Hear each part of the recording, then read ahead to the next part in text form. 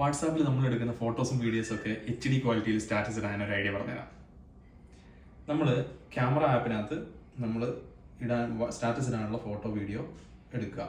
അത് HD ആയിട്ട് നമ്മൾ എടുക്കുക.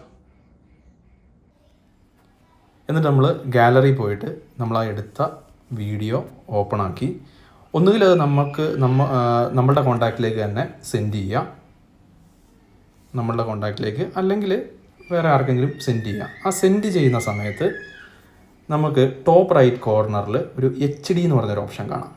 ആ HD എന്ന് പറഞ്ഞ ഓപ്ഷൻ എനേബിൾ ആക്കുക. ചില സമയത്ത് അങ്ങനെ ഓപ്പൺ ആക്കുമ്പോൾ സ്റ്റാൻഡേർഡ് ഡെഫിനിഷൻ, ഹൈ ഡെഫിനിഷൻ എന്ന് പറഞ്ഞ 2 ഓപ്ഷൻ ചോദിക്കും. അങ്ങനെ ഓപ്ഷൻ ചോദിച്ചു കഴിയുമ്പോൾ അത് ഹൈ ഡെഫിനിഷനായിട്ട് ചൂസ് ചെയ്യുക. ദെൻ നമ്മളത് സെൻഡ് ചെയ്യുക.